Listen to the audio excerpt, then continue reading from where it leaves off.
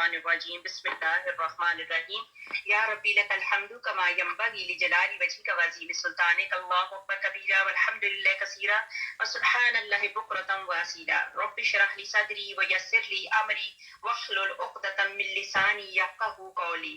اللہ سبحانہ تعالیٰ کے کلام میں اثر ہے ہی ہے۔ اللہ سبحانہ تعالیٰ میری زبان پہ ہمارے کانوں پہ اثر عطا فرمائے۔ الحمدللہ پیچھے جو ہماری آیات ہو گئی تھی تو 283 تک ہماری آیات ہو گئی تھی، اسی کو پہلے تفسیر میں تھوڑا سا شامل کر کے پھر آگے ہم پڑھتے ہیں۔ دعا بھی انشاءاللہ تعالیٰ آج دعا بھی پڑھیں گے، اسی میں آمن رسول والی دعا ہے انشاءاللہ تعالیٰ، وہ دعا بھی اپنے دل کے کانوں سے سنیں گے اور دل سے پڑھیں گے۔ اللہ سبحانہ تعالیٰ یہ ہماری دعا قبول فرمائے انشاءاللہ تعالیٰ۔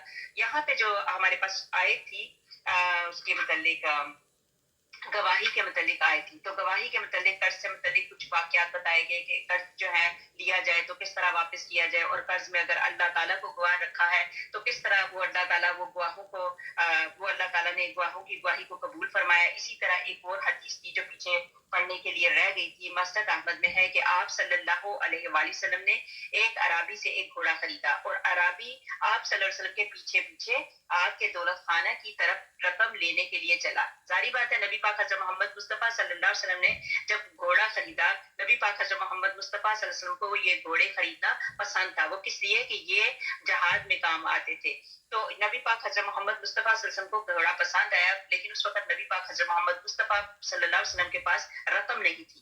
تو نبی پاک حضرت محمد مصطفیٰ صلی اللہ علیہ وسلم نے کہا کہ ہماری بات طے ہو گئی ہے، بات پوری ہو گئی ہے، تو لہٰذا میں اپنے گھر سے رقم لیتا ہوں۔ وہ عرابی جو تھا وہ ساتھ ساتھ آ گیا۔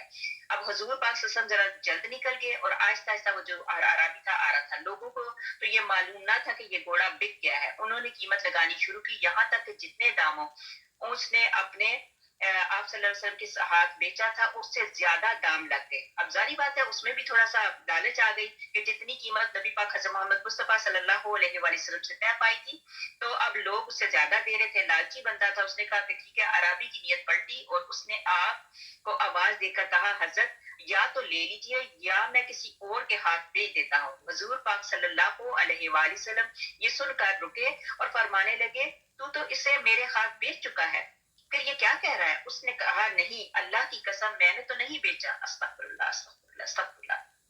اس نے اللہ کی قسم کھا دی اور کہنے لگا کہ میں نے تو نہیں بیچا۔ حضرت محمد مصطفیٰ صلی اللہ علیہ وآلہ وسلم نے فرمایا غلط کہتا ہے، میرے تیرے درمیان معاملہ ہو چکا ہے۔ اب لوگ ادھر ادھر سے بیچ میں بولنے لگے۔ اس گوار نے کہا کہ اچھا تو گواہ لائیے، میں نے آپ کے ہاتھ بیچ دیا۔ مسلمانوں نے یہ ہر چند کے بدبخت آپ صلی اللہ علیہ وسلم تو اللہ کے پیغمبر ہیں، آپ کی زبان مبارک سے تو حق ہی نکلتا ہے۔ آپ نے سنا یہ ایک نعت میں بھی ہے کہ نبی پاک صلی اللہ علیہ وسلم کے متعلق نبی پاک صلی اللہ علیہ وسلم حق کے سوا کچھ بھی نہیں کہتے۔ وہ ہے نا ایک زمین سے آسماں تک نور چھایا ہے محمد کا، محمد مصطفیٰ حکم خالق کے سوا کچھ بھی نہیں کہتے، وہ اس طرح کا شعر ہے۔ تو نبی پاک حضرت محمد مصطفیٰ صلی اللہ علیہ وسلم تو جو بھی بات کرتے ہیں حق کہتے ہیں، سچ کہتے ہیں، یہاں تک کہ جو دوسرے لوگ تھے جو کفار تھے وہ بھی نبی پاک حضرت محمد مصطفیٰ صلی اللہ علیہ وسلم کو امین کہتے تھے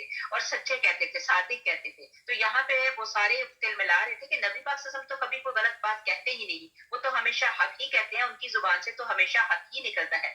لیکن وہ یہی کہے جا رہا تھا کہ لاؤ گواہ پیش کرو۔ اتنے میں حضرت خزیمہ رضی اللہ تعالیٰ عنہ آگے اور عرابی کے قول کو سن کر فرمانے لگے میں گواہی دیتا ہوں کہ تو نے بیچ دیا ہے اور حضرت صلی اللہ علیہ وآلہ وسلم کے ہاتھ تو فروخت کر چکا ہے۔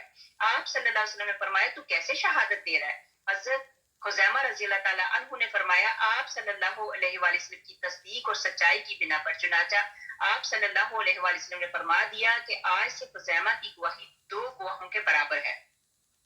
اب خزیمہ رضی اللہ تعالیٰ عنہ سے نبی پاک حضرت محمد مصطفیٰ صلی اللہ علیہ وآلہ وسلم نے پوچھا تو وہاں پہ موجود نہیں تھا کہ تم نے کیسے میری گواہی دے دی کہ میں نے اور تو نے میری گواہی دے دی؟ تو حضرت خزیمہ رضی اللہ تعالیٰ عنہ جن کی بات کا مفہوم ہے، جنہوں نے جواب دیا کہ دیکھیں ہم نے تو رب تعالیٰ کو نہیں دیکھا، تو آپ نے ہمیں بتایا، آپ نے ہمیں گواہی دی کہ اللہ ہے، تو لہٰذا آپ کے کہنے پہ ہم بھی مانتے ہیں کہ اللہ ہے، تو لہٰذا آپ نے کہا، آپ نے یہ بات بھی سچ کہی کہ میں نے یہ خریدا ہے، تو اس کا مطلب ہے آپ آپ نے سچ کہا, آپ نے حق کہا. تو یہاں پہ یہ بھی گواہی کی بات ہے, لیکن یہ نبی پاک حضرت محمد مصطفیٰ صلی اللہ علیہ وسلم کے متعلق گواہی دی گئی. آگے بتایا گیا کہ اگر تم سفر میں ہو اور لکھنے والا نہ پاؤ تو رہن قبضہ میں رکھ لیا کرو. وہاں اگر آپس میں ایک دوسرے سے پرامن ہو تو جسے ایمانت دی گئی ہے وہ اسے ادا کر دے اور اللہ تعالیٰ سے ڈرتا رہے جو اس کا رب ہے, اور گواہی کو نہ چھپاؤ, اور جو اسے چھپا لے گا وہ گنہگار دل والا ہے. دوبارہ بولتی ہوں, اور گواہی کو نہ چھپاؤ اور جو اسے چھپا لے وہ گنہگار دل والا ہے. استغفر اللہ, اللہ ہمارے دلوں کو گنہگار نہ کرے, اور جو کچھ تم کرتے ہو اسے اللہ تعالیٰ خوب جانتا ہے. مطلب یہ ہے کہ ہمارے دلوں کے اندر جو باتیں چھپی ہوئی ہیں ان کو بھی اللہ تعالیٰ جانتا ہے. گواہی چھپانے والا گنہگار ہے. ابن عباس رضی اللہ تعالیٰ عنہ وغیرہ فرماتے ہیں کہ جھوٹی شہادت دینی یا شہادت کو چھپانا کبیرہ گناہ ہے. کون سا؟ چھوٹا بھی گناہ نہیں بلکہ کبیرہ بہت بڑا گناہ ہے. آسمانوں اور زمینوں میں للہ ما فی السماوات و ما فی الارض, اس کا ترجمہ اس طرح آتا ہے. آیت نمبر 284 سورہ بقرہ ہے, سپارہ نمبر 3 ہے, سورہ بقرہ ہے. سورہ بقرہ کی آیت نمبر 284. آسمانوں اور زمین کی ہر چیز اللہ ہی کی ملکیت ہے. تمہارے دلوں میں جو کچھ ہے اسے تم ظاہر کرو یا چھپاؤ, اللہ تعالیٰ اس کا حساب تم سے لے گا. پھر جسے چاہے بخشے اور جسے چاہے سزا دے, اور اللہ تعالیٰ ہر چیز پر قادر ہے. یہ آیت ایسی ہے, جب یہ آیت اتری تو اب اس آیت کو سن کر صحابہ کرام رضی اللہ تعالیٰ عنہم کیا ہوا, وہ پریشان ہو گئے. اب ادھر تو واویلا بچ گیا کہ یہ کیا ہوا.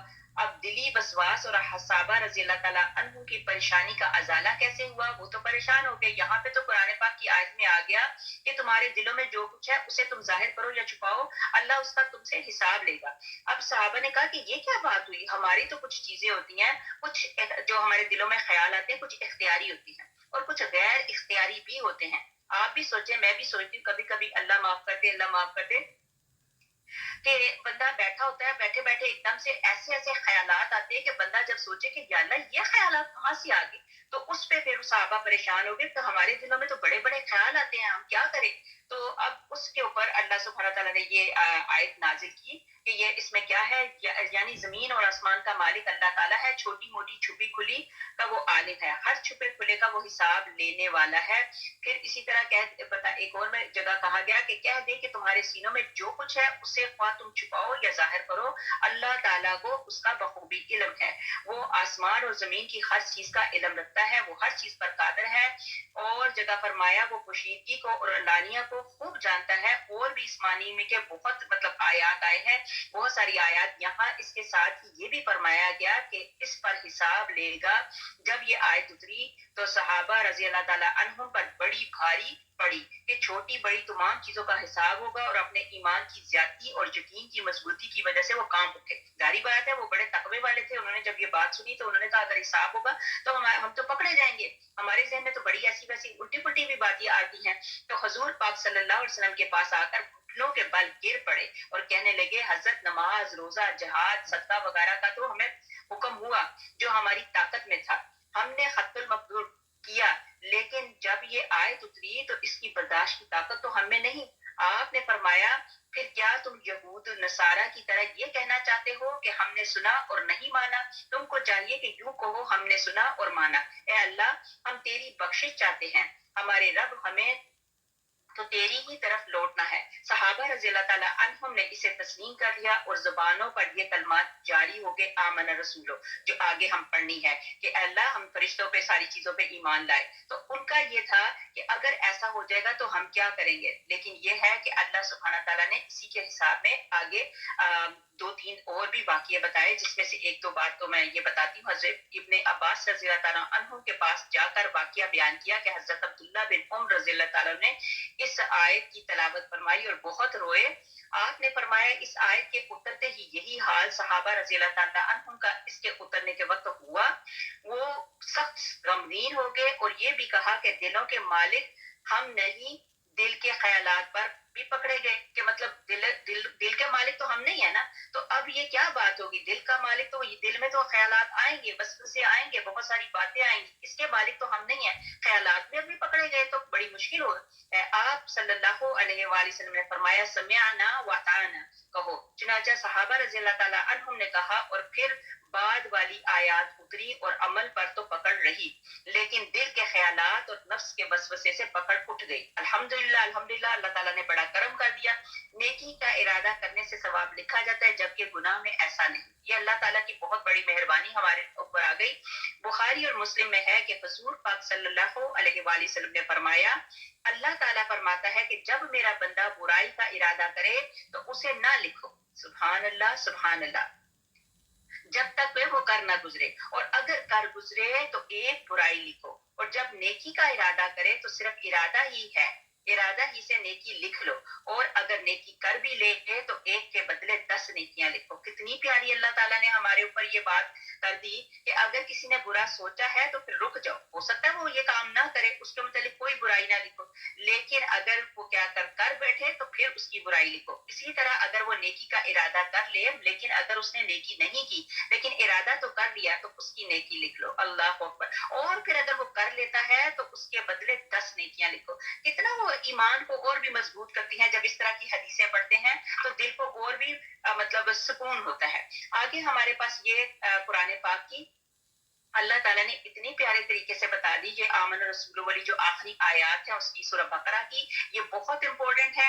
اللہ سبحانہ تعالیٰ نے اتنے پیارے طریقے سے ہم سب کو بتا دیا کہ میرے بندو, جب مجھ سے دعا مانگنی ہو تو اس طرح مانگا کرو. کہ پہلے کیا کہنا ہے, ہم اس تک کا ترجمہ لے کے چلتے ہیں انشاءاللہ تعالیٰ. آیت نمبر 285 اس کا ترجمہ پڑھتے ہیں. رسول مان چکا اس چیز کو جو اس کی طرف اللہ کی جانب سے اتری, اور مومن بھی مان چکے. یہ سب اللہ تعالیٰ اور اس کے فرشتوں پر اور اس کی کتابوں پر اور اس کے رسولوں پر ایمان لائے. اس کے رسولوں میں سے کسی میں ہم جدائی نہیں کرتے. انہوں نے کہہ دیا کہ ہم نے سنا اور مانا, ہم تیری بخشش طلب کرتے ہیں اے ہمارے رب, اور ہمیں تیری ہی طرف لوٹنا ہے. اللہ تعالیٰ کسی جان کو اس کی طاقت سے زیادہ تکلیف نہیں دیتا. جو نیکی کرے وہ اس کے لیے, اور جو برائی کرے وہ اس پر ہے. اے ہمارے پروردگار, اے ہمارے رب, اگر ہم بھول گئے ہوں یا خطا کی ہو تو ہمیں نہ پکڑنا. اے اللہ, ہم پر وہ بوجھ نہ ڈال جو ان لوگوں, ہمارے رب, اگر ہم بھول گئے ہوں یا خطا کی ہو تو ہمیں نہ پکڑنا. اے اللہ, ہم پر وہ بوجھ نہ ڈال جو ان لوگوں پر ڈالا تھا جو ہم سے پہلے تھے. اے ہمارے رب, ہم پر وہ بوجھ نہ ڈال جس کی ہمیں طاقت نہ ہو, اور ہم سے درگزر فرما اور ہمیں بخش دے اور ہم پر رحم کر. تو ہی ہمارا مالک ہے, ہمیں کافروں کی قوم پر غلبہ عطا فرما. آمین آمین اللہم آمین. حضرت معاذ رضی اللہ تعالیٰ عنہ اس آیت کو ختم کرتے وقت آمین کہتے تھے. آپ بھی ساری بہنیں اس وقت آمین بولیں جو ہم نے ابھی دعا پڑھی کہ ربنا ولا تحملنا ما لا طاقت لنا به واعف عنا واغفر لنا وارحمنا انت مولانا فانصرنا علی القوم الکافرین. آمین آمین آمین اللہم آمین. جب یہ آیات پڑھ لیا کریں تو کوشش کیا کریں کہ اس کے بعد 7 مرتبہ اسی کو پڑھیں, اللہم ربنا ولک الحمد.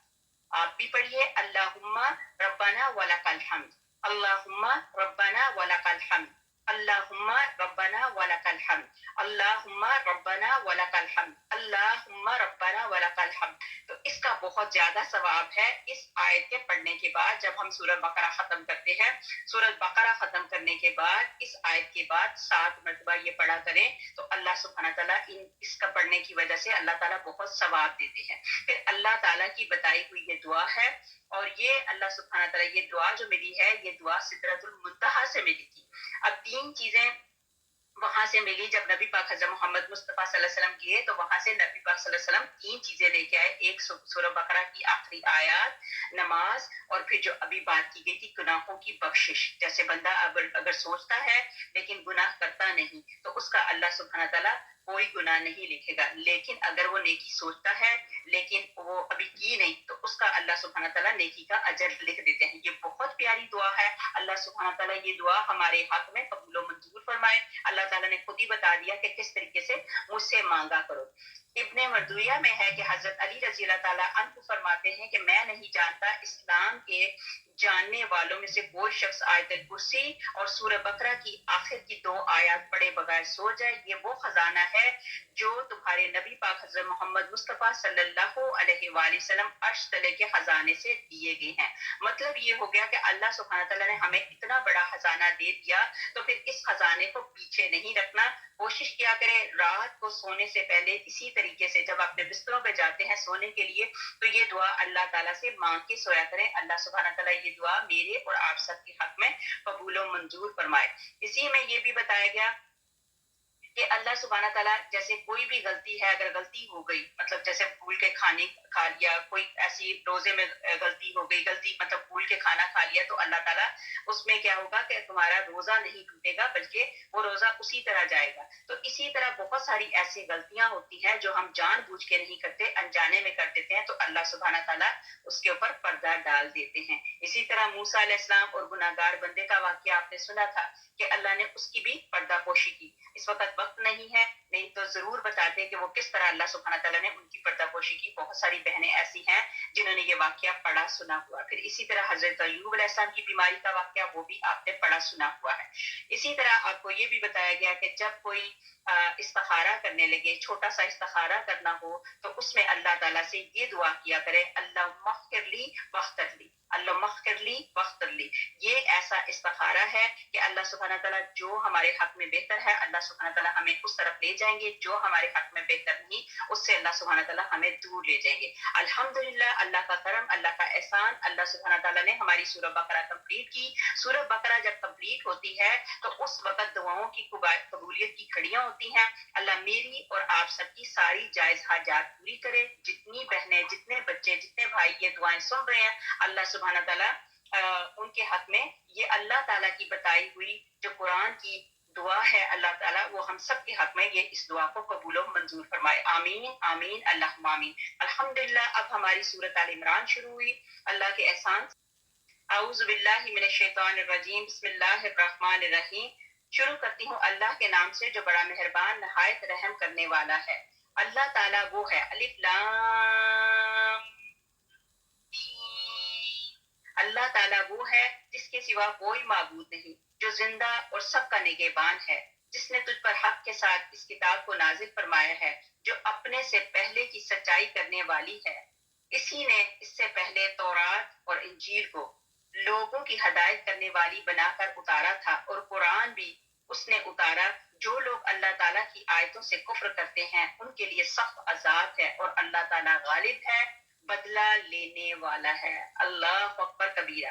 اب یہاں پہ بھی اللہ سبحانہ تعالیٰ کی بڑائیاں، جیسے آپ کو بتایا گیا آیت الکرسی کے متعلق، جب آیت الکرسی ہم نے پڑھی تو 17 مرتبہ آیت الکرسی کے اندر اللہ تعالیٰ کے نام کو گھمایا گیا، ٹھیک ہے۔ اسی طرح یہاں پہ 17 مرتبہ تو نہیں کہا جاتا، یہاں پہ بھی ہم نے یہی شروع کیا کہ اللہ لا الہ الا، پھر اس کے بعد اللہ الحی القیوم۔ اب یہاں پہ بھی یہ اسی طرح آتا ہے، اسی طرح اللہ کا نام اس میں اسم اعظم ہے۔ پھر الہکم الہ واحد لا الہ الا هو الرحمن الرحیم، اس میں بھی اسم اعظم آتا ہے۔ تو یہاں پہ بھی اللہ تعالیٰ کے نام کی تعریف کی گئی ہے۔ اللہ تعالیٰ بڑا مہربان ہے، رحم کرنے والا ہے۔ اللہ تعالیٰ وہ ہے جس کے سوا کوئی معبود نہیں۔ اللہ سبحانہ تعالیٰ زندہ ہے اور اللہ سبحانہ تعالیٰ سب کا نگہبان ہے۔ اللہ تعالیٰ نے یہاں پہ یہ ساری اسی نے حضرت موسیٰ علیہ السلام بن عمران علیہ السلام پر تورات اتاری، اور حضرت عیسیٰ علیہ السلام بن مریم علیہ السلام پر انجیل اتاری۔ وہ دونوں کتابیں بھی اس زمانے کے لوگوں کے لیے ہدایت دینے والی تھیں۔ اب یہ دونوں کتابوں کے متعلق جو بات کی گئی کہ وہ بھی ہدایت دینے والی تھی، آگے بتایا گیا اللہ سبحانہ تعالیٰ کہتے ہیں یقیناً اللہ تعالیٰ پر زمین اور آسمان کی کوئی چیز پوشیدہ نہیں۔ مطلب یہ ہے کہ تم جہاں کہیں چھپ جاؤ، جو مرضی کر لو، اللہ سبحانہ تعالیٰ ہر چیز کو جانتا ہے۔ اس کے متعلق میں نے آپ کو ایک مثال بتائی تھی، ایک بچے کو مطلب پوری کلاس کے بچوں کو استاد صاحب نے ایک پرندہ دے دیا کہ جاؤ اپنے اپنے ایسی جگہ پہ جا کے اس پرندے کو ذبح کرو جہاں پہ کوئی دیکھ نہ رہو۔ سب نے اپنے اپنے پرندوں کو ذبح کر دیا، لیکن ایک بچہ پرندے کو واپس لے آیا اور اس نے کہا میں ہر جگہ پہ گیا، میں نے ہر جگہ پہ چھپ چھپ کے دیکھا کہ کون سی ایسی جگہ ہے کہ جہاں پہ کوئی نہ دیکھتا ہو، لیکن میں جس جس جگہ پہ گیا وہاں میرا اللہ مجھے دیکھ رہا تھا۔ اس بچے کو سمجھ آ گئی۔ اللہ سبحانہ تعالیٰ کرے کہ اللہ ہمیں بھی یہ سمجھ بوجھ عطا فرما دے۔ یہاں اللہ تعالیٰ کہتے ہیں یقیناً اللہ تعالیٰ پر زمین اور آسمان کی کوئی چیز پوشیدہ نہیں، وہ ماں کے پیٹ میں تمہاری صورتیں جس طرح کی چاہتا ہے بناتا ہے، اس کے سوا کوئی معبود نہیں، وہ غالب ہے، حکمت والا ہے، وہ اللہ جس نے تجھ پر کتاب اتاری جس میں واضح مضبوط آیتیں ہیں جو اصل کتابیں ہیں، جو اصل کتاب ہے، اور بعض متشابہ آیتیں ہیں، بس جن کے دلوں میں کجی ہے وہ تو اس کی متشابہ آیتوں کے پیچھے لگ جاتے ہیں فتنے کے طلب، اور ان کی مراد کی جستجو کے لیے ان کی حقیقی مراد کو سوائے اللہ تعالیٰ کے کوئی نہیں جانتا۔ پختہ اور مضبوط علم والے یہی کہتے ہیں کہ ہم تو ان پر ایمان لا چکے، یہ سب ہمارے رب کی طرف سے ہیں، اور نصیحت تو صرف عقل مند حاصل کرتے ہیں۔ اے ہمارے رب، آگے پہ دعا آ گئی، اے ہمارے رب ہمیں ہدایت دینے کے بعد ہمارے دل ٹیڑھے نہ کر دے اور ہمیں اپنے پاس سے رحمت عطا فرما۔ یہ اتنی پیاری بات ہے، من لدن کا رحمہ۔ من لدن کا رحمہ مطلب یہ ہوتا ہے کہ اپنے پاس سے، اپنے قریب سے اللہ کی کوئی خاص رحمت ہے جس کے متعلق یہاں پہ دعا میں کہا جاتا ہے کہ اے ہمارے رب، اے ہمارے اللہ، کیا کر ہمارے دل ٹیڑھے نہ کر دے اور ہمیں اپنے پاس سے رحمت عطا فرما، یقیناً تو ہی بہت بڑی عطا دینے والا ہے۔ اے ہمارے رب، تو یقیناً لوگوں کو ایک دن جمع کرنے والا ہے جس کے آنے میں کوئی شک نہیں، یقیناً اللہ تعالیٰ وعدہ خلافی نہیں کرتا۔ اب یہ آیات اتنی امپورٹنٹ ہے، انہی آیات میں یہ جو ہم نے ابھی پڑھی، یہ آیت نمبر 5 سے لے کے آیت نمبر 9 تک، یہ بہت امپورٹنٹ آیات ہیں۔ اس میں 2 دعائیں بھی آ گئیں جو ہم نے آخر میں پڑھی، ربنا لا تزغ قلوبنا بعد إذ هديتنا وهب لنا من لدنك رحمة إنك أنت الوهاب، یہ والی پھر ربنا إنك جامع الناس، یہ دونوں دعائیں جو ہیں یہ بہت خوبصورت دعائیں ہیں۔ اگر آپ لوگوں سے حفظ ہوتی ہیں تو ضرور کیجئے، کیونکہ جو کتاب میں، جو اللہ تعالیٰ کی قرآن پاک میں خاص یہ جو دعائیں دی ہوتی ہیں تو وہ اللہ تعالیٰ کی بتائی ہوئی دعائیں ہوتی ہیں، ان کو اسی طریقے سے دعاؤں کو یاد کرو گے تو انشاءاللہ تعالیٰ اللہ سبحانہ تعالیٰ ان دعاؤں میں اثر عطا فرمائے گا انشاءاللہ تعالیٰ۔ اب یہ جو دعائیں پڑھی جاتی ہیں ان کو ضرور یاد کریں۔ اسی طرح میرے نبی پاک حضرت محمد مصطفیٰ صلی اللہ علیہ وسلم خود بھی پڑھتے تھے ربی زدنی علما۔ اسی طرح سلمہ جو فجر کی نماز کے بعد یہ پڑھتی تھی، اللہم انا نسألک علما نافعا عملا متقبلا رزقا طیبا، یہ دعا بھی بڑی خوبصورت ہے، تو یہ دعا بھی آپ پڑھا کریں۔ یہاں پہ اللہ سبحانہ تعالیٰ نے یہ بھی بتا دیا کہ ماں کے پیٹ میں تصویریں بنانے والا جو ہے وہ اللہ تعالیٰ ہے۔ آپ نے نہیں دیکھا ایک ہی ماں کے کتنے بچے ہوتے ہیں، ہر بچے کی شکلیں جو ہیں کیا کہتے ہیں اللہ سبحانہ تعالیٰ نے ڈفرنٹ بنائی ہوئی ہیں، لیکن اللہ سبحانہ تعالیٰ نے کچھ ایسی چیزیں بھی بنائی ہوئی ہیں، ڈفرنٹ تو بنائی ہیں۔ اسی طرح آپ نے دیکھا ہوگا یہ جو ہمارے تھم پرنٹس ہوتے ہیں، ہر بندے کا دنیا میں اتنی آبادی، اتنے لوگ ہیں کہ اللہ سبحانہ تعالیٰ نے ہر بندے کے تھم پرنٹس جو ہیں وہ دوسری بندے سے ڈفرنٹ بنائے ہوئے ہیں، لیکن یہاں پہ اللہ سبحانہ تعالیٰ یہ کہہ رہے ہیں کہ ماں کے پیٹ کی تصویریں، جو ماں کے پیٹ کے اندر اتنی تہیں ہوتی ہیں، تہوں کے اندر اللہ سبحانہ تعالیٰ نے جو بندوں کی، انسانوں کی شکلیں بنائی ہیں، وہ کون بنانے والا ہے؟ اللہ تعالیٰ کہتے ہیں یہ ساری کی ساری چیزیں جو ہیں میں ہی بنانے والا ہوں، میں ہی سارے کام کرنے والا ہوں۔ اب حضرت عیسیٰ علیہ السلام بھی اللہ تعالیٰ ہی نے پیدا کیے اور اسی کی چوکھٹ پر جھکنے والے تھے، جس طرح کل انسان ہے، انہی انسانوں میں سے ایک آپ بھی ہیں اور وہ بھی ماں کے رحم میں بنائے گئے، اور اللہ تعالیٰ کہتے ہیں میرے پیدا کرنے سے پیدا ہوئے ہیں۔ پھر اللہ کیسے بن گئے؟ جیسے اب یہاں پہ بتایا گیا، یہ ساری کی ساری چیزیں اللہ سبحانہ تعالیٰ خود کہتے ہیں یہ ساری کی ساری چیزیں جو ہیں میں نے بنائی ہیں، یہاں تک کہ ماؤں کے پیٹوں کے اندر جو بچے بنے ہیں ان کی شکلیں جو بنی ہیں وہ بھی میں ہی بنانے والا ہوں۔ اب آگے ہمارے پاس آیت نمبر 10، کافروں کو ان کے مال اور ان کی اولادیں اللہ کے عذابوں سے چھڑانے میں کچھ کام نہ آئیں گی، یہ تو جہنم کا ایندھن ہے۔ استغفر اللہ ربی من کل ذنب واتوب الیہ فاغفر لی۔ دیکھیں اللہ سبحانہ تعالیٰ نے یہی بتایا کہ کافروں کو ان کے مال اور ان کی اولادیں، ہم یہاں پہ پیٹتے ہیں نا، اوہو فلاں بندہ وہ کافر ہے، دیکھو اللہ تعالیٰ نے اس کو کتنا نوازا ہوا، اس کے پاس کتنا کچھ ہے، وہ دیکھو اس کے پاس کتنی بیٹیاں، وہ دیکھو اس کے پاس کتنے بیٹے ہیں، لیکن یہ چیزیں جو ہیں ان کا مال، ان کی اولادیں، ان کی بیٹیاں، ان کے جو بیٹے ہیں وہ ان کو عذابوں سے نہیں چھڑائیں گی، یہ تو جہنم کے، اللہ سبحانہ تعالیٰ نے کہا یہ ساری کی ساری چیزیں یہیں پہ رہ جائیں گی، تو ان کو یہ جہنم سے نہیں چھڑائیں گی، یہ سب جو چیزیں ہیں اللہ استغفر اللہ یہ جہنم کا ایندھن ہے. جیسا آل فرعون کا حال ہوا اور ان کا جو ان سے پہلے تھے ہماری آیات کو جھٹلایا، پھر اللہ تعالیٰ نے بھی انہیں ان کے گناہوں میں پکڑ لیا اور اللہ تعالیٰ سخت عذابوں والا ہے. اب یہ نہیں ہے دیکھا ہم نے پڑھا ہم نے سنا، اللہ تعالیٰ 70 ماؤں سے زیادہ پیار کرنے والا ہے. ٹھیک ہے. اب استغفر اللہ جیسے لوگ کہہ دیتے ہیں جی نانی کے گھر جائیں گے تو نانی جو مطلب کریں گے تو نانی بخش دے گی، نانی کچھ نہیں کہے گی. ایسا اللہ تعالیٰ نے بے شک بتا دیا کہ میں بے شک پیار کرنے والا ہوں. ٹھیک ہے. میں بے شک 70 ماؤں سے بھی زیادہ پیار کرنے والا ہوں. لیکن اللہ سبحانہ تعالیٰ نے یہاں پہ یہ بھی کہہ دیا کہ ان کے گناہوں پر پکڑ لیا. جب اللہ تعالیٰ نے بھی انہیں ان کے گناہوں پر پکڑ لیا تو اللہ تعالیٰ سخت عذابوں والا ہے. بے شک اللہ تعالیٰ گناہ بخشنے والا بھی ہے لیکن وہ اللہ شدید العقاب، اللہ سبحانہ تعالیٰ سخت عذاب دینے والا بھی ہے. اب یہ ہے سبحان اللہ مسلمان اللہ کو مانتا ہے لیکن مومن جو ہے وہ اللہ کی مانتا ہے. ساری بات ہے میں اور آپ ہم سب جو ہیں مسلمان ہی ہیں، ہم اللہ کو مانتے ہیں. اللہ سبحانہ تعالیٰ ہمیں مومن بنا دے. مومن وہ ہوتا ہے جو اللہ کو ماننے کے ساتھ ساتھ اللہ کی مانتا ہے. اللہ کی کیسے مانتے ہیں آپ کو پتا ہے، اللہ کے قرآن پاک کے حکم کے مطابق زندگیاں گزاریں، نبی پاک حضرت محمد مصطفیٰ صلی اللہ علیہ وآلہ وسلم کے کہنے کے مطابق زندگیاں گزاریں.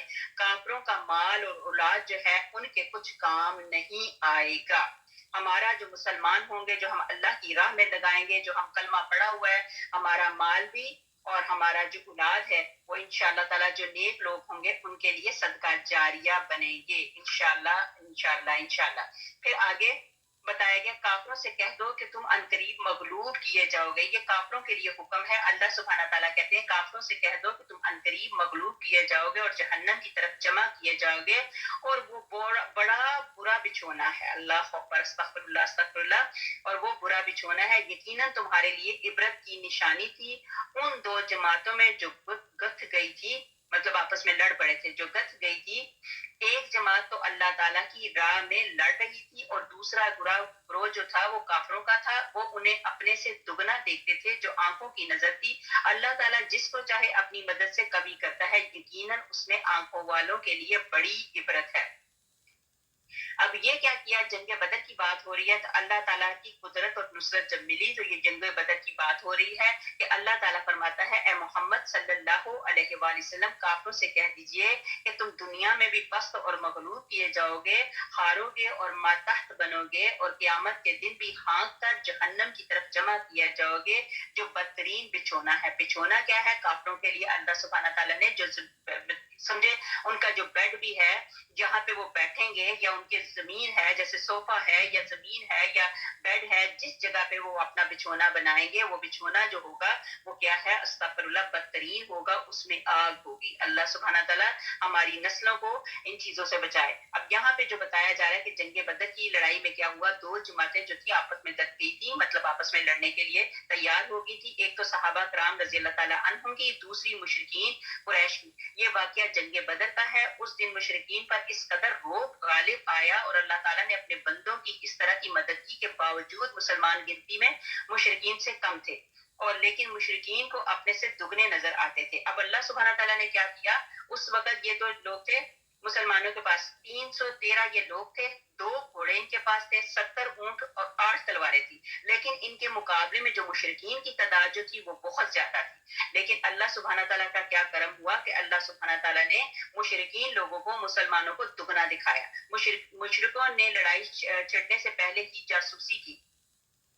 اب انہوں نے کیا کیا، جاسوسی کے لیے عمیر بن سعد کو بھیجا تھا جس نے آ کر اطلاع دی تھی کہ 300 ہیں یا کچھ کم یا زائد ہوں. تو واقعہ یہ بھی تھا کہ صرف 310 اور کچھ تھے. لیکن لڑائی کے شروع ہوتے ہی اللہ تعالیٰ نے اپنے خاص اور چیدہ فرشتے 1000 بھیجے. یہاں پہ اللہ تعالیٰ نے اپنی مدد بھیجی فرشتوں کے ذریعے. تو انہوں نے کیا کیا، اللہ کے حکم سے مسلمانوں کی مدد کی اور یہ مسلمان جو ہیں اللہ تعالیٰ نے پھر ان کو فتح دی. یہ اللہ تعالیٰ کی حکمت تھی کہ اللہ سبحانہ تعالیٰ نے کس طریقے سے کیا.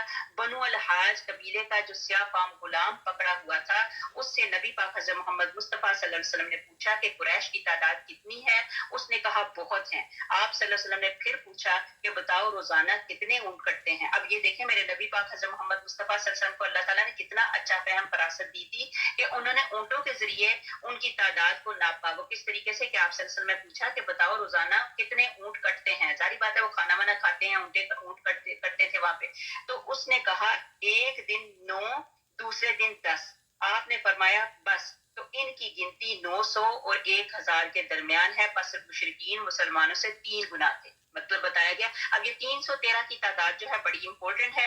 آگے بھی انشاءاللہ تعالیٰ یہ عاجزہ فقیرنی آپ کو بتائے گی. یہ جو اکثر میں آپ کو کہتی ہوں نا کہ آپ یہ ذکر کریں, جیسے کلمہ ہے 313 مرتبہ پڑھ لیا, درود پاک جو ہے 313 مرتبہ پڑھ لیا. جب 3 کی تعداد ہو جاتی ہے, 300 ہو جاتی ہے, 300 سے جب اوپر ہوتے ہیں تو اس تعداد کو کثیر تعداد کہا جاتا ہے. تو 300 سے جو نیچے تعداد ہوتی ہے وہ تھوڑی تعداد ہوتی ہے, قلیل تعداد. قلیل کا مطلب تھوڑی, کثیر کا مطلب ہوتا ہے زیادہ. تو اسی لیے یہ عائزہ فقیرنی آپ کو اکثر کہتی ہے جو بھی ذکر اذکار کرتے ہو تو 313 کرتے ہو, تو 313 سے جب بڑھ جاتا ہے تو یہ کثیر تعداد کا ذکر ہو جاتا ہے. اللہ سبحانہ تعالیٰ مجھے اور آپ کو کثیر تعداد میں ذکر اذکار کرنے کی توفیق عطا فرمائے. الحمدللہ ابھی ہمارے پاس سپارہ نمبر 3 ہے, سورت آل عمران ہے, سورت نمبر 3 ہے. سورت نمبر 3 کی آیت نمبر 14 ہے. لوگوں کے لیے نفسانی خواہشوں کی چیزوں کو زینت دی گئی ہے, جیسے عورتیں اور بیٹے اور جمع کیے ہوئے خزانے سونے اور چاندی کے, اور نشاندار گھوڑے اور چوپائے اور کھیتی. یہ دنیا کی زندگی کا فائدہ ہے, اور لوٹنے کا اچھا ٹھکانہ تو اللہ تعالیٰ ہی کے پاس ہے. تو کیا میں تم کو اس سے بہت ہی بہتر چیز بتاؤں. تقوی والوں کے لیے ان کے رب کے پاس جنتیں ہیں جن کے نیچے نہریں بہہ رہی ہیں, جن میں وہ ہمیشہ ہی رہیں گے, اور پاکیزہ بیویاں, اور اللہ تعالیٰ کی رضامندی ہے. سب بندے اللہ کی نگاہ میں ہیں, مطلب اللہ سبحانہ تعالیٰ سب کچھ دیکھ رہا ہے. اب اللہ کی نگاہ میں ہر چیز ہے. دنیا کا مال اور اسباب, یہ جتنی چیزیں بتائی گئی, جتنی چیزیں ابھی ہم نے پڑھی, یہ ساری کی ساری چیزیں جو ہیں یہ عارضی ہیں, یہ فانی ہیں, انہوں نے کچھ بھی نہیں کرنا. رسول اللہ صلی اللہ علیہ وآلہ وسلم نے فرمایا کہ میں نے اپنے مردوں پر عورتوں سے زیادہ ضررناک کوئی فتنہ نہیں چھوڑا. اب آپ نے دیکھا نا یہ کیا چیز کس طریقے سے. ہاں, جب کسی شخص کی نیت نکاح کر کے زنا سے بچنے کی, اولاد کی کثرت کی ہو, تو بے شک یہ نیک کام ہے, اس کی رغبت شریعت نے دلائی ہے, اور اس کا حکم کیا ہے, اور بہت سی احادیث نکاح کرنے کی فضیلت میں آئی ہیں. مطلب یہ گندا کام کرنے سے بہتر ہے کہ نکاح کر لیا جائے. نبی پاک حضرت محمد مصطفیٰ صلی اللہ علیہ وآلہ وسلم فرماتے ہیں دنیا ایک فائدہ ہے, اور اس کا بہترین فائدہ نیک بیوی ہے. اللہ سبحانہ تعالیٰ ہمارے بیٹوں کو, ہمارے بھائیوں کو نیک بیویاں عطا فرمائے. اسی طرح اللہ سبحانہ تعالیٰ ہم میں کہیں کسی جگہ پہ کجی یا قصر ہے تو اللہ سبحانہ تعالیٰ اس قصر کو دور فرما دے, اور اللہ سبحانہ تعالیٰ ہم سب کو اچھا بنا دے. بس عورتوں کی محبت بھلی بلی ہے, اور بری بھی اسی طرح اولاد کی, کہ ان کی کثرت اس لیے چاہتا ہے کہ فخر اور غرور کرے تو وہ بری چیز ہے. مطلب فخر کی وجہ سے اگر کرے تو وہ بری چیز ہے, اور اگر اس لیے ان کی زیادتی چاہتا ہے کہ نسل بڑھے اور موحد مسلمانوں کی گنتی محمد صلی اللہ علیہ وآلہ وسلم میں زیادہ ہو, تو بے شک یہ بلائی کی چیز ہے. حدیث مبارکہ میں ہے کہ محبت رکھنے والیوں اور زیادہ اولاد جننے والی عورتوں سے نکاح کرو, قیامت کے دن میں تمہاری زیادتی سے اور امتوں پر فخر کرنے والا ہوں. اللہ سبحانہ تعالیٰ ہمارے بچوں کو نیک کرے, اللہ سبحانہ تعالیٰ ان کو نیکی کی ہدایت عطا فرمائے اور ان کی اصلاح کرے. اس وقت ہمارے پاس سپارہ نمبر 3 سورت آل عمران, سورت نمبر 3 اور سورت نمبر 3 کی آیت نمبر 16 ہے. یہاں پہ اللہ سبحانہ تعالیٰ کہتے ہیں جو لوگ کہتے ہیں کہ اے ہمارے رب ہم ایمان لا چکے, بس ہمارے گناہ معاف فرما اور ہمیں آگ کے عذاب سے بچا لے. کیا ہے اللہ تعالیٰ یہاں پہ کیا بات ہے؟ جو لوگ کہتے ہیں اے ہمارے رب ہم ایمان لا چکے, بس ہمارے گناہ معاف فرما اور ہمیں آگ کے عذاب سے بچا. جو صبر کرنے والے اور سچ بولنے والے اور فرما برداری کرنے والے اور اللہ کی راہ میں خرچ کرنے والے اور پچھلی رات کو بخشش مانگنے والے. اس کو دوبارہ پڑھتی ہوں, اور پچھلی رات کو بخشش مانگنے والے. یہ پچھلی رات کی بخشش مانگنے کی بہت بڑی اس کی فضیلت ہے. پچھلی رات کا مطلب جیسے تہجد کی نماز، اللہ سبحانہ تعالیٰ مجھے اور آپ کو توفیق عطا فرمائے. یہ پچھلی رات کو جب ہم دعائیں کرتے ہیں، اللہ تعالیٰ سے مغفرت مانگتے ہیں، تو اس وقت اللہ سبحانہ تعالیٰ بہت ہی قریب ہوتے ہیں. اللہ سبحانہ تعالیٰ روزانہ ہر رات کو کیا کرتے ہیں، آخری وقت جو پہر ہوتا ہے آسمان دنیا پہ آتے ہیں، اور اللہ سبحانہ تعالیٰ کہتے ہیں، اس کا مفہوم یہ ہے کہ سحری کے وقت پچھلی رات کو اٹھ کر استغفار کرتے ہیں. اس سے معلوم ہوا کہ اس وقت استغفار جو ہے فضیلت والا ہے. یہ بھی کہا گیا کہ قرآن کریم کی اس آیت میں حضرت یعقوب علیہ السلام نے اپنے بیٹوں سے جو فرمایا تھا، سوف استغفر لکم ربی، میں ابھی تھوڑی دیر میں تمہارے لیے اپنے رب سے بخشش کروں گا، بخشش مانگوں گا، بخشش طلب کروں گا. اس سے مراد بھی سحری کا وقت ہے. اپنی اولاد سے فرماتے ہیں کہ سحری کے وقت میں تمہارے لیے استغفار کروں گا. بخاری اور مسلم کی حدیث میں ہے، جو بہت سے صحابیوں سے بھی مروی ہے، رسول پاک صلی اللہ علیہ وآلہ وسلم کا یہ فرمان موجود ہے کہ اللہ تبارک تعالیٰ ہر رات آخری تہائی رات باقی رہتے ہوئے آسمان دنیا پر اترتے ہیں اور فرماتے ہیں کہ کوئی سائل ہے، مطلب ہے کوئی مانگنے والا جسے میں دوں، کوئی دعا مانگنے والا ہے کہ میں اس کی دعا کو قبول کروں، کوئی استغفار کرنے والا ہے کہ میں اسے بخشوں. مطلب یہاں پہ یہ آ گیا کہ پچھلی رات میں یعنی سحری کے وقت جو دعا کرتے ہو تو اللہ سبحانہ تعالیٰ ان کی دعاؤں کو قبول فرماتا ہے. مطلب سحری کے وقت کی استغفار کی فضیلت، اس میں بہت لمبی فضیلت ہے، لیکن ٹائم کم ہونے کی وجہ سے یہی تک رکھتے ہیں. اگلی ہمارے پاس آیت پڑھتے ہیں انشاءاللہ تعالیٰ، آیت نمبر 18. اللہ تعالیٰ اس بات کی گواہی دیتا ہے کہ اس کے سوا کوئی معبود نہیں، اور فرشتے اور اہل علم بھی اللہ تعالیٰ عدل کے ساتھ دنیا کو قائم رکھنے والا ہے. اس غالب اور حکمت والے کے سوا عبادت کے لائق کوئی نہیں. بے شک اللہ کے نزدیک دین حکمبرداری ہی ہے. اہل کتاب نے اپنے پاس علم آ جانے کے بعد آپس کی سرکشی اور حسد کی بنا پر ہی اختلاف کیا. اللہ کی آیات کے ساتھ جو بھی کفر کرے بس اللہ تعالیٰ جلد حساب لینے والا ہے. پھر بھی اگر یہ تجھ سے جھگڑیں تو تو کہہ دے کہ میں نے اور میرے تابع داروں نے اللہ تعالیٰ کی اطاعت کی، اپنا منہ متی کر دیا، مطلب اپنا منہ اللہ کی طرف کر دیا. وجیہ للہ، مطلب یہ ہے کہ ہم نے اپنا منہ جو ہے متی کر دیا. اور اہل کتاب سے اور ان پڑھ لوگوں سے کہہ دے کہ کیا تم بھی اطاعت کرتے ہو؟ پس اگر یہ بھی تابع دار بن جائیں تو یقیناً ہدایت والے ہیں، اور اگر یہ روگردانی کریں تو تجھ پر صرف پہنچا دینا ہے، اور اللہ تعالیٰ بندوں کو خوب دیکھ بھال رہا ہے.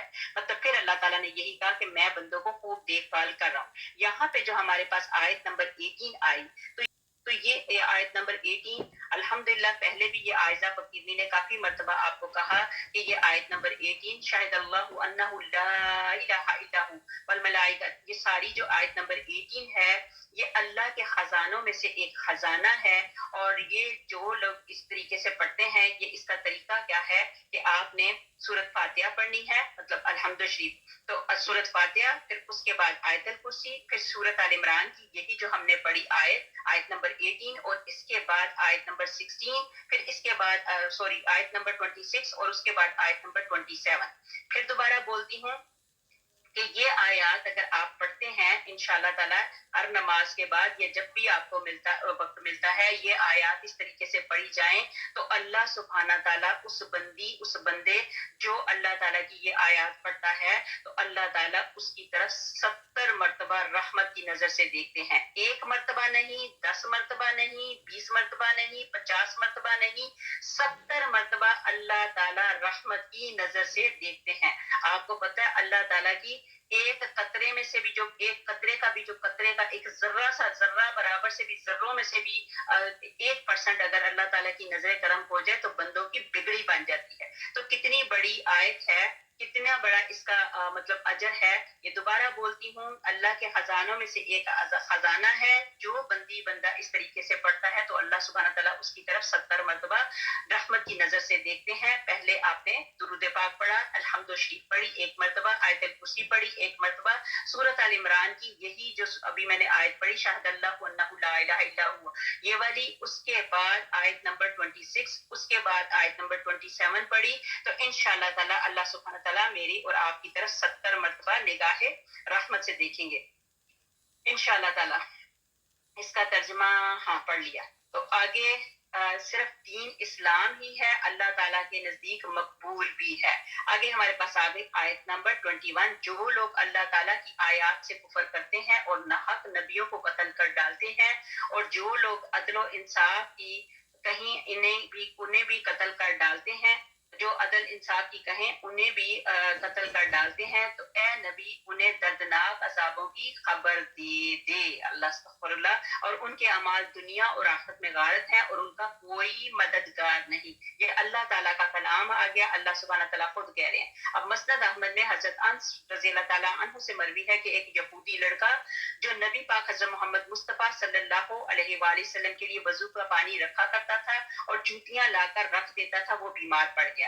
نبی پاک حضرت محمد مصطفیٰ صلی اللہ علیہ وسلم اس کی بیمار کرسی کے لیے تشریف لائے۔ اس وقت اس کا باپ بھی اس کے سرحانے بیٹھا ہوا تھا۔ آپ صلی اللہ علیہ وآلہ وسلم نے فرمایا، اے فلاں پڑھ لا الہ الا اللہ۔ اس نے اپنے باپ کی طرف دیکھا، باپ کو خاموش دیکھ کر خود بھی چپ سا ہو گیا۔ نبی پاک حضرت محمد مصطفیٰ صلی اللہ علیہ وآلہ وسلم نے دوبارہ یہی فرمایا۔ اس نے پھر اپنے باپ کی طرف دیکھا، باپ نے کہا ابو القاسم کی بات مان لے۔ پس اس بچے نے کہا اشہد ان لا الہ الا اللہ وانک رسول اللہ۔ نبی پاک حضرت محمد مصطفیٰ صلی اللہ علیہ وآلہ وسلم وہاں سے یہ فرماتے ہوئے اٹھے کہ اللہ تعالیٰ کا شکر ہے جس نے میری وجہ سے اسے جہنم سے بچا لیا۔ اسے صحیح بخاری میں حضرت امام بخاری رحمۃ اللہ علیہ لائے ہیں۔ یہ جو میں نے آپ کے سامنے یہ حدیث پڑھی کہ یہ نبی پاک حضرت محمد مصطفیٰ صلی اللہ علیہ وسلم کا، بے شک وہ نبی پاک صلی اللہ علیہ وسلم کے پاس یہ یہودی کا بیٹا تھا، تو اس کو نبی پاک حضرت محمد مصطفیٰ صلی اللہ علیہ وسلم نے ایک مرتبہ کلمہ پڑھا اور اس نے اس کلمے کی شہادت دی۔ تو اسی طرح میں اور آپ یہیں پہ رک کے کلمہ پڑھتے ہیں۔ اللہ سبحانہ تعالیٰ ہمارے اوپر بھی نظر کرم فرمائے، چونکہ نبی پاک صلی اللہ علیہ وسلم نے اتنی بڑی بات کی۔ جب نبی پاک حضرت محمد صلی اللہ علیہ وسلم وہاں سے اٹھے تو نبی پاک حضرت محمد مصطفیٰ صلی اللہ علیہ وآلہ وسلم فرماتے ہیں کہ اللہ کا شکر ہے جس نے میری وجہ سے اسے جہنم سے بچا لیا۔ تو یہی تصور کرتے ہوئے میں اور آپ یہ سوچتے ہیں کہ اللہ کا شکر ہے کہ اللہ سبحانہ تعالیٰ نے ہمیں مسلمانوں کے گھر میں پیدا کیا، کہ ہمارے کانوں میں اذان دی گئی، اور جب ہمارا جنازہ ہوگا تو تب بھی ہمارا نماز جنازہ پڑھایا جائے گا۔ اس کے درمیان میں ہم بھی یہ گواہی دیتے ہیں کہ اللہ سبحانہ تعالیٰ جیسے اس بچے کو اللہ تعالیٰ نے جہنم سے بچا لیا نبی پاک حضرت محمد مصطفیٰ صلی اللہ علیہ وسلم کے اشہاد مطلب کلمہ پڑھانے کے سلسلے میں، تو لہٰذا میں اور آپ یہاں پہ اسی طرح پڑھتے ہیں اشہد ان لا الہ الا اللہ وانک رسول اللہ۔ آمین اللہم آمین۔ اللہ ہمیں ہماری نسلوں کو دوزخ کی آگ سے بچائے۔ پھر یہود کی ان کے کفر اور انبیاء کو قتل کرنے کی بنا پر مذمت کی گئی، اور پھر آگے بتایا گیا، آگے ہمارے پاس آیت آ گئی، آیت نمبر 23، کیا تم نے انہیں نہیں دیکھا جنہیں ایک حصہ کتاب کا دیا گیا، وہ اپنے آپس کے فیصلوں کے لیے اللہ تعالیٰ کی کتاب کی طرف بلائے جاتے ہیں، پھر بھی ایک جماعت ان کی منہ پھیر کر لوٹ جاتی ہے۔ اس کی وجہ ان کا یہ کہنا ہے کہ ہمیں تو گنے چنے چند ہی دن آگ لگے گی۔ ان کی گھڑی گڑائی باتوں نے انہیں ان کے دین کے بارے میں دھوکے میں ڈال رکھا ہے۔ پس کیا حال ہوگا جب کہ ہم انہیں اس دن جمع کریں گے جس کے آنے میں کوئی شک نہیں، اور ہر شخص اپنا اپنا کیا پورا پورا دیا جائے گا اور ان پر ظلم نہ کیے جائے گا۔ مطلب یہ ہے کہ اللہ سبحانہ تعالیٰ کبھی کسی کے اوپر ظلم نہیں کرتے، بندے ہی ہیں جو اپنے اوپر ظلم کرتے ہیں۔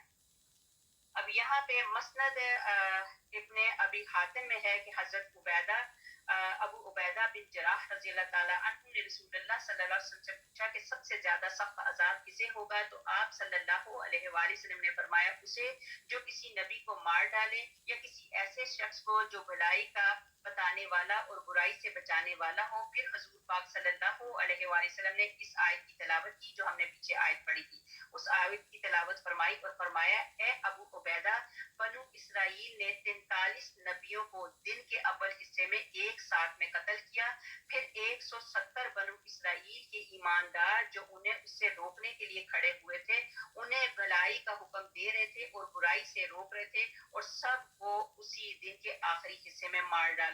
تو اس آیت میں اللہ تعالیٰ انہی کا ذکر کر رہے ہیں جو ہم نے پیچھے آیت پڑھی تھی، اور جس کے متعلق ہم نے کہا تھا کہ یہودی کا بیٹا اور اس نے کلمہ پڑھ لیا، اور نبی پاک حضرت محمد مصطفیٰ صلی اللہ علیہ وسلم کے کلمے کی وجہ سے اللہ سبحانہ تعالیٰ نے اس کی بخشش کر دی۔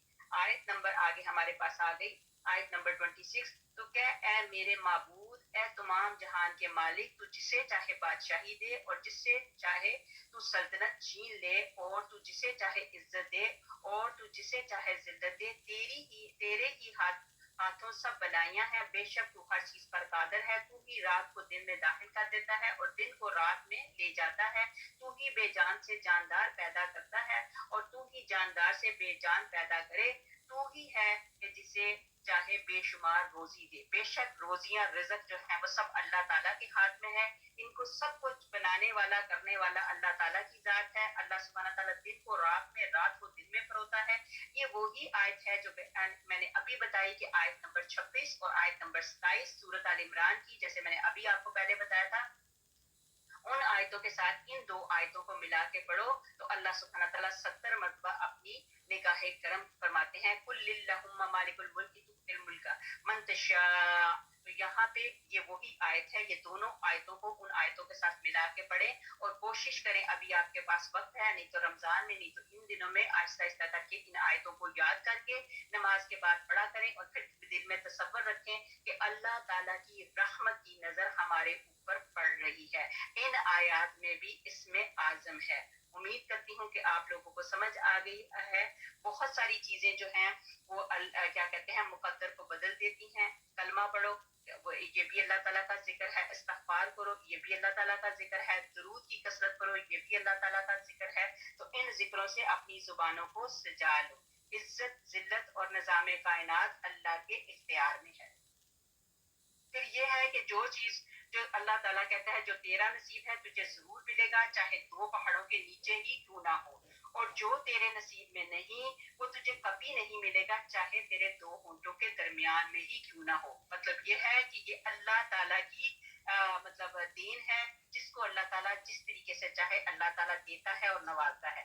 آگے ہمارے پاس ہے آیت نمبر 28، ایمانداروں کو چاہیے کہ ایمان والوں کو چھوڑ کر کافروں کو اپنا دوست نہ بنائے، جو ایسا کرے گا وہ اللہ تعالیٰ کی کسی حمایت میں نہیں، مگر یہ کہ ان کے شر سے کسی طرح کے بچ جانا ہو، اور اللہ تعالیٰ تمہیں خود اپنی ذات سے ڈرا رہا ہے، اللہ تعالیٰ ہی کی طرف لوٹ کر جانا ہے۔ مطلب یہ ہے انا للہ و انا الیہ راجعون، ہم اللہ تعالیٰ کی طرف سے آئے ہیں اور اللہ تعالیٰ ہی کی طرف ہم سب کو لوٹ کر جانا ہے۔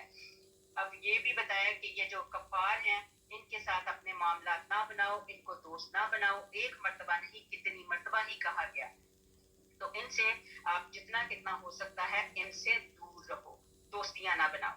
آگے ہمارے پاس آ گئی آیت نمبر 29، کہہ دے کہ اگر تم اپنے سینوں کی باتیں چھپاؤ یا ظاہر کرو، اللہ سب جانتا ہے، آسمانوں اور زمین میں جو کچھ ہے سب اسے معلوم ہے، اللہ ہر چیز پر قادر ہے۔ جس دن ہر نفس اپنی کی ہوئی نیکیوں کو اور اپنی کی ہوئی برائیوں کو موجود پالے گا، آرزو کرے گا کہ کاش اس کے اور بھی استغفر اللہ کہ کاش اس کے اور برائیوں کے درمیان بہت ہی دوری ہوتی۔ اللہ تعالیٰ تمہیں اپنی ذات سے ڈرا رہا ہے، اللہ تعالیٰ اپنے بندوں پر بڑا ہی مہربان ہے۔ یہ پھر وہی بات کی گئی کہ تم چھپاؤ یا ظاہر، اللہ ہر چیز کو جانتا ہے۔ پھر اسی طرح بتایا گیا کہ اللہ کی پکڑ جو ہے بہت سخت ہے، اور جب اللہ کی پکڑ آ گئی تو اس کے بعد کوئی ایگزٹ نہیں۔ اللہ تعالیٰ تمام پوشیدہ اور ظاہر باتوں کو جانتا ہے، اللہ کو ہر چیز کا پتہ ہے۔ آیت نمبر 32 اور 31، کہہ دے کہ اگر تم اللہ سے محبت رکھتے ہو تو میری تابع داری کرو، خود اللہ تعالیٰ تم سے محبت کرے گا اور تمہارے گناہ معاف کر دے گا، اللہ تعالیٰ بڑا بخشنے والا مہربان ہے۔ کہہ دے کہ اللہ کی اور رسول صلی اللہ علیہ وسلم کی اطاعت کرو، اگر یہ منہ پھیر لیں تو بے شک اللہ تعالیٰ کافروں کو دوست نہیں رکھتا۔ یہاں پہ صاف بتا دیا گیا کہ اللہ سبحانہ تعالیٰ کافروں کا جو کفر کرنے والے ہیں ان کو دوست نہیں رکھتا۔ مطلب یہاں پہ یہ بتایا گیا کہ میری سنتوں پہ عمل کرو۔ میری سنتوں پہ عمل کرنے کا مطلب نبی پاک حضرت محمد مصطفیٰ صلی اللہ علیہ وسلم کی سنتوں پہ عمل کرو گے تو اللہ تعالیٰ تجھ سے محبت کرے گا۔ صحیح حدیث میں ہے کہ رسول اللہ صلی اللہ علیہ وسلم فرماتے ہیں جو شخص کوئی ایسا عمل کرے جس پر ہمارا حکم نہ ہو وہ مردود ہے۔ اسی لیے یہاں بھی ارشاد ہوتا ہے کہ اگر تم اللہ سے محبت رکھنے کے دعوے میں سچے ہو تو میری سنتوں پر عمل کرو، اور اس وقت تمہاری چاہت سے زیادہ اللہ تمہیں دے گا، یعنی وہ خود تمہارے چاہنے والا بن جائے گا۔ اللہ اکبر کبیرہ۔ جیسے کہ بعض حکیم علماء نے کہا ہے کہ تیرا چاہنا کوئی چیز نہیں، لطف تو اس وقت ہے کہ اللہ تعالیٰ تجھے چاہنے لگ جائے، غرض اللہ کی محبت کی نشانی یہی ہے کہ ہر کام میں اتباع اتباع سنت مد نظر ہو۔ ابھی بن خاتم میں ہے کہ حضور پاک صلی اللہ علیہ وآلہ وسلم نے فرمایا دین صرف اللہ کے لیے محبت اور اسی کے لیے دشمنی کا نام ہے۔ پھر آپ نے یہ آیت تلاوت کی جو ابھی میں نے پڑھ کے سنائی، آیت نمبر 33، بے شک اللہ تعالیٰ نے تمام جہان کے لوگوں میں سے آدم علیہ السلام کو اور نوح علیہ السلام کو اور ابراہیم علیہ السلام کے خاندان کو اور عمران علیہ السلام کے خاندان کو انتخاب فرمایا، اور یہ سب آپس میں ایک دوسرے کی نسل سے ہیں۔ اللہ تعالیٰ کی سنتا اور جانتا ہے۔ جب عمران علیہ السلام کی بیوی نے کہا کہ اے میرے رب، میرے پیٹ میں جو ہے اسے میں نے تیرے نام آزاد کرنے کی نظر مانی، تو میری طرف سے قبول فرما، یقیناً تو خوب سننے والا اور خوب پوری طرح جاننے والا ہے۔ جب بچی پیدا ہوئی تو کہنے لگی پروردگار مجھے تو لڑکی ہوئی ہے، اللہ تعالیٰ کو خوب معلوم ہے کہ کیا اولاد ہوئی، اور لڑکا لڑکی جیسا نہیں، میں نے اس کا نام مریم رکھا، اسے میں تیری ہی پناہ میں دیتی ہوں اور اس کی اولاد کو شیطان مردود سے۔ یہاں پہ بی بی مریم علیہ السلام کی پیدائش سے پہلے کا واقعہ بتایا جا رہا ہے، جو کون تھی؟ اب یہ جو تھی حضرت مریم کی والدہ جو تھی، حضرت عمران کی بیوی صاحبہ کا نام جو حضرت مریم علیہ السلام کی والدہ تھی حنا تھا، ٹھیک ہے، حنا بنت فاقوس تھا۔ محمد بن اسحاق فرماتے ہیں کہ انہیں اولاد نہیں ہوتی تھی۔ اب انہوں نے کیا کیا، ایک دن ایک چڑیا کو دیکھا، وہ اپنے بچوں کو کھلا رہی تھی، تو انہیں ولولہ اٹھا اور اللہ تعالیٰ سے اسی وقت دعا کی اور خلوص کے ساتھ اللہ کو پکارا۔ اب یہاں پہ ایک دم جب کبھی پریشانی ہوتی ہے، بندے کے دل کے اندر خول اٹھتے ہیں، تو اسی وقت اگر کوئی صاف نیت سے اللہ تعالیٰ سے دعا کرو تو اللہ سبحانہ تعالیٰ اس دعا کو قبول فرماتے ہیں۔ اسی طرح جو بی بی حنا تھی، تو انہوں نے دعا کی اللہ تعالیٰ سے کہ اللہ سبحانہ تعالیٰ یہ چڑیا بھی اپنے بچوں کو کھلا رہی ہے، پلا رہی ہے اور ان کے ساتھ کھیل رہی ہے، تو کاش میرے پاس بھی میرا بچہ ہوتا تو میں اس کے ساتھ کھیلتی، اس کو کھلاتی پلاتی۔ تو اللہ سبحانہ تعالیٰ نے ان کی دعا قبول فرمائی۔ اسی رات انہیں حمل ٹھہر گیا۔ جب حمل کا یقین ہو گیا تو نظر مانی کہ اللہ تعالیٰ مجھے جو اولاد دے گا اسے بیت المقدس کی خدمت کے لیے اللہ کے نام پر آزاد کر دوں گی۔ پھر اللہ تعالیٰ سے دعا کی کہ پروردگار تو میری اس مخلصانہ نظر کو قبول فرما، تو میری دعا کو سن رہا ہے، تو میری نیت کو بھی خوب جان رہا ہے۔ اب تو معلوم نہ تھا کہ لڑکا ہوگا لڑکی، لیکن کیا ہوا جب وقت آیا تو اللہ تعالیٰ نے ان کو لڑکی عطا فرما دی۔ اب انہوں نے اپنی لڑکی کا نام بی بی مریم رکھا۔ اب انہوں نے کہا وہاں پہ لے کے جاتی ہیں تو کہتی ہے مجھے تو نہیں پتا تھا کہ میرے گھر میں لڑکا پیدا ہونا ہے، لیکن اللہ سبحانہ تعالیٰ اس بچی کو تو قبول فرما، اور بے شک لڑکا جو ہے وہ جو لڑکی جیسا نہیں ہوتا، لیکن بہرحال میں نے غلط مانی ہوئی تھی، تو اب اس بچی کو شیطان مردود سے دور رکھا۔ اب انہوں نے جو دعا مانگی واقعی اللہ سبحانہ تعالیٰ نے بی بی مریم کو شیطان سے دور رکھا، اسی طرح بی بی مریم کی اولاد حضرت عیسیٰ علیہ السلام کو بھی شیطان سے دور رکھا۔ آگے ہمارے پاس آگے آئے، بس اسے اس کے پروردگار نے اچھی طرح قبول فرمایا اور اسے بہترین طریقے پر بڑھایا اور اس کی خیر خبر لینے والا زکریا علیہ السلام کو بنایا۔ جب کبھی زکریا علیہ السلام ان کے حجرے میں جاتے تو ان کے پاس روزی رکھی ہوئی پاتے، پوچھا اے مریم یہ روزی تمہارے پاس کہاں سے آئی؟ جواب دیا کہ یہ اللہ کے پاس سے، بے شک اللہ تعالیٰ جسے چاہے بے شمار روزی دے گا۔ اب یہاں پہ جب ان کی دعا قبول ہو گئی، پھر انہوں نے اپنی بیٹی کو اللہ کی راہ میں وہاں پہ کلیسا میں جو ان کا وہ جو جگہ تھی عبادت کا، تو بس اسے اس کے پروردگار نے اچھی طرح قبول کر لیا، مطلب ان کی جو منت مانی ہوئی تھی اللہ تعالیٰ نے قبول کر لیا۔ اور پھر کیا ہوا، سب لوگ چاہتے تھے کہ بی بی مریم کو وہ خود لے لے، لیکن پھر کیا ہوا، قرآن دادی کی گئی۔ حضرت زکریا علیہ السلام نے کہا کہ میں زیادہ حقدار بنتا ہوں اس بچی کو پالنے کے لیے، لہٰذا قرآن دادی کی گئی۔ قرآن دادی میں حضرت زکریا علیہ السلام کا ہی نام نکلا۔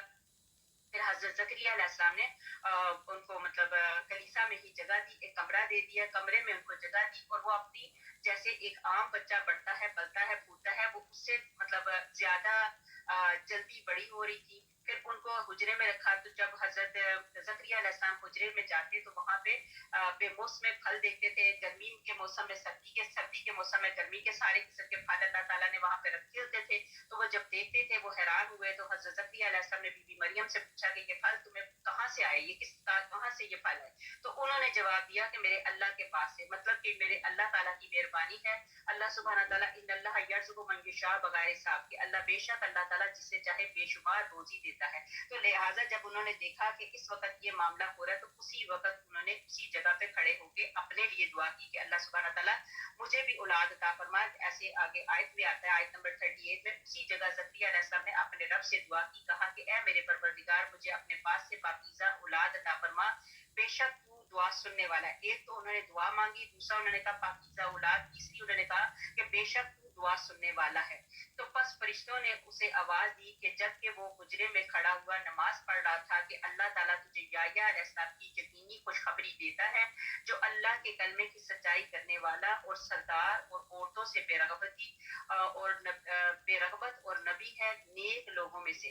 اب کیا ہوا کہ جب انہوں نے دعا کی تو اللہ سبحانہ تعالیٰ نے وہیں پہ ان کی دعا کو قبول فرمایا اور ساتھ ہی کہا کہ اللہ سبحانہ تعالیٰ آپ کو پاکیزہ اولاد مطلب حضرت یحییٰ علیہ السلام عطا فرما رہے ہیں، اور اللہ تعالیٰ نے نام بھی ان کا عطا فرما دیا۔ فرشتوں نے آ کے ان کو یہ خبر سنائی اور ساتھ ہی بتایا کہ وہ بچہ جو ہوگا سچائی کرنے والا اور سردار اور عورتوں سے بے رغبت ہوگا، مطلب ان کو عورتوں کی طرف کوئی اٹریکشن وغیرہ نہیں ہوگی، وہ بڑے باحیا ہوں گے، اور ساتھ ہی بتایا کہ وہ نبی بھی ہوں گے اور نیک لوگوں میں سے ہوں گے۔ پھر آگے اگلی آیت میں بتایا کہنے لگے اے میرے رب میرے ہاں بچہ کیسے ہو سکتا ہے، میں تو بالکل بوڑھا ہو گیا ہوں اور میری بیوی بانجھ ہے۔ فرمایا اسی طرح اللہ تعالیٰ جو چاہے کرتا ہے، یہی پہ دعا کرتے ہیں اللہ سبحانہ تعالیٰ جتنی بے اولاد ہماری بہنیں بھائی ہیں اللہ سبحانہ تعالیٰ ان کو صاحب اولاد کرے، آمین اللہم آمین۔ پھر یہاں پہ بالکل بوڑھا ہو گیا ہوں اور میری بیوی بانجھ ہے، فرمایا اسی طرح اللہ تعالیٰ جو چاہے کرتا ہے۔ کہنے لگے پروردگار میرے لیے ان کی کوئی نشانی مقرر کر دے۔ فرمایا نشان یہ ہے کہ 3 دن تک تو لوگوں سے بات نہ کر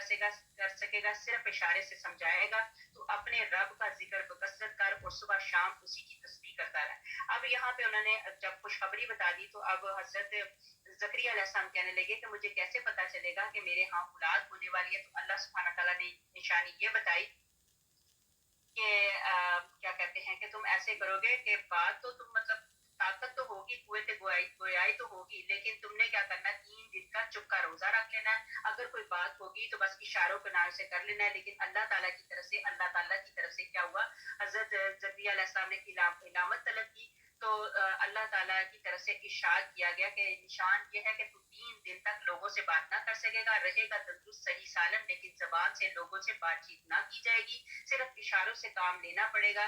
پھر اسی طرح 3 راتیں مطلب تین راتیں تندرستی کی حالت میں پھر حکم دیا گیا کہ اس حال میں تمہیں چاہیے کہ ذکر اور تکبیر اور تسبیح میں زیادہ مشغول رہو، صبح شام اسی میں لگے رہو۔ اس کا دوسرا حصہ اور مطلب یہاں پہ پھر یہی ہوا کہ اللہ سبحانہ تعالیٰ نے ان کو حضرت یحییٰ علیہ السلام جیسی خوبصورت نعمت عطا فرما دی۔ آگے ہمارے پاس آگے آیت نمبر 45۔ جب فرشتوں نے کہا اے مریم اللہ تعالیٰ تجھے اپنی ایک بات کی یقینی خوشخبری دیتا ہے جس کا نام مسیح بن مریم ہے، جو دنیا اور آخرت میں ذی عزت ہے، اور ہے بھی وہ میری نزدیکی والوں میں سے، وہ لوگوں سے اپنے گہوارے میں سے باتیں کرے گا اور بھیڑ میں بھی وہ نیک لوگوں میں سے ہوگا۔ کہنے لگی اے اللہ مجھے لڑکا کیسے ہوگا حالانکہ مجھے تو کسی انسان نے ہاتھ بھی نہیں لگایا۔ فرشتے نے کہا کہ اسی طرح اللہ تعالیٰ جو چاہے پیدا کرتا ہے، جب کبھی وہ کسی کام کو کرنا چاہتا ہے تو صرف یہ کہہ دیتا ہے کہ ہو جا تو وہ ہو جاتی ہے، کن فیکون والی بات۔ اب حضرت عیسیٰ علیہ السلام کی معجزانہ پیدائش آپ نے دیکھا، حضرت مریم آ گئی، پھر اس کے بعد وہ کھانے پینے کی بات ہوئی کہ کہاں سے فروٹ آتے ہیں، اس کے بعد حضرت یحییٰ علیہ السلام کی بات ہوئی، حضرت یحییٰ علیہ السلام آئے حضرت زکریا علیہ السلام کے پاس، اس کے بعد اسی طرح حضرت مریم علیہ السلام کی بات بتائی جا رہی ہے، اور وہ تو اتنی نیک اور اتنی پاک، اور اللہ تعالیٰ کی دیکھیں کیسی آزمائش، اللہ سبحانہ تعالیٰ نے فرشتے کے ذریعے بی بی مریم کو میسج دیا کہ اللہ سبحانہ تعالیٰ آپ کو بیٹا عطا فرما رہے ہیں، آپ کے ہاں لڑکا ہوگا۔ اب بی بی مریم جو ہے وہ تھوڑا گھبرا گئی، میں تو بڑی باحیا، میں تو بڑی کردار والی ہوں، یہ ایسا کیسے ہوگا، میں کیا کروں گی، میرے ساتھ کیا معاملہ ہوگا۔ اگلی آیت میں کہا اللہ اسے لکھنا اور حکمت اور تورات اور انجیل سکھائے گا۔ اب یہاں پہ ان کے متعلق بتایا گیا کہ جو آپ کے گھر میں بیٹا ہوگا وہ کیا ہوگا، حضرت عیسیٰ علیہ السلام کے متعلق بتایا کہ وہ لکھنا اور حکمت اور تورات اور انجیل سکھائے گا، وہ بنی اسرائیل کی طرف رسول ہوگا، اور کہ میں تمہارے پاس تمہارے رب کی نشانی لایا ہوں، میں تمہارے لیے پرندے کی شکل کی طرح مٹی کا پرندہ بناتا ہوں۔ یہ حضرت عیسیٰ علیہ السلام کی بات ہو رہی ہے، حکم تو اللہ تعالیٰ کا ہوگا، یہ حضرت عیسیٰ علیہ السلام کے جو عظیم الشان معجزے ہیں یہ ان پہ بات ہو رہی ہے۔ حضرت عیسیٰ علیہ السلام بتا رہے ہیں کہ اللہ کے حکم سے میں یہ کروں گا، تمہارے رب کی نشانی لایا ہوں، میں تمہارے لیے پرندے کی شکل کی طرح مٹی کا پرندہ بناتا ہوں، پھر اس میں پھونک مارتا ہوں تو اللہ کے حکم سے پرندہ بن جاتا ہے۔ اللہ یہاں پہ بار بار بتایا کہ اللہ کے حکم سے، اللہ کے حکم سے، یہ نہیں کہ حضرت عیسیٰ علیہ السلام نے بنایا، حکم اللہ تعالیٰ کا تھا اسی لیے وہ کام ہوا۔ پھر کہتے ہیں کہ اللہ کے حکم سے پیٹ کے اندھے کو اور کوڑی کو اچھا کر دیتا ہوں اور مردے کو زندہ کر دیتا ہوں، اور جو کچھ تم کھاؤ اور جو کچھ اپنے گھروں میں ذخیرہ کرو میں تمہیں بتا بتلا دیتا ہوں، اس میں تمہارے لیے بڑی نشانی ہے اگر تم ایماندار ہو۔ اور میں تورات کا سچانے والا ہوں جو میرے سامنے ہے، اور میں اس لیے آیا ہوں کہ تم پر بعض وہ چیزیں حلال کروں جو تم پر حرام کر دی گئی ہیں، اور میں تمہارے پاس تمہارے رب کی نشانی لایا ہوں، تم اللہ سے ڈرو اور میری فرما برداری کرو، یقین مانو میرا اور تمہارا رب اللہ ہی ہے، تم سب اسی کی عبادت کرو، یہی سیدھی راہ ہے۔ یہ حضرت عیسیٰ علیہ السلام کے سارے معجزے بتائے گئے کہ حضرت عیسیٰ علیہ السلام کو اللہ سبحانہ تعالیٰ نے ان معجزوں سے نوازا۔ پھر آگے بتایا گیا بس جب حضرت عیسیٰ علیہ السلام نے ان کا کفر معلوم کر لیا تو کہنے لگے اللہ کی راہ میں میری مدد کرنے والا کون کون ہے؟ حواریوں نے جواب دیا کہ ہم اللہ کی راہ کے مددگار ہیں، ہم اللہ پر ایمان لائے اور آپ گواہ رہیے کہ ہم تابع دار ہیں۔ اے ہمارے پالنے والے اللہ، ہم تیری اتاری ہوئی وحی پر ایمان لائے اور ہم نے تیرے رسول کی مان لی، بس تو ہمیں گواہوں میں لکھ لے۔ اور کافروں نے مکر کیا اور اللہ تعالیٰ نے بھی، اللہ تعالیٰ سب داؤ کرنے والوں سے بہتر ہے۔ اب یہ جو کافروں نے مکر کیا، اللہ سبحانہ تعالیٰ نے ان کے مکر کو ان کے اوپر ہی واپس لوٹا دیا۔ حضرت عیسیٰ علیہ السلام نے حواریوں سے مدد چاہی، تو اسی طرح جب نبی پاک حضرت محمد مصطفیٰ صلی اللہ علیہ وسلم آئے تو نبی پاک حضرت محمد مصطفیٰ صلی اللہ علیہ وسلم کی مدد جو ہے انصار نے کی، اور اسی طرح حضرت عیسیٰ علیہ السلام کے ساتھ حواری جو تھے ان کے مددگار ہو گئے۔ یہیں تک ہم رکھتے ہیں، زندگی رہی، اگر اللہ نے زندگی کی مہلت دی تو اگلا رکوع ہم انشاءاللہ تعالیٰ کل کریں گے۔ آج ہماری آیت نمبر 54 تک ہو گیا، سپارہ نمبر 3 سورۃ آل عمران آیت نمبر 54 تک ہمارا ہو گیا۔ انشاءاللہ تعالیٰ رہی زندگی تو اگلی تفسیر اور ترجمہ انشاءاللہ تعالیٰ کل کریں گے۔ سبحان ربک رب العزت عما یصفون وسلام علی المرسلین والحمد للہ رب العالمین۔ اللہم صلی علی سیدنا محمد، اللہم صلی علیہ وسلم وآجہ بحسنہ قلبی فی الدنیا والآخرہ۔ اللہ کا شکر، اللہ کا احسان۔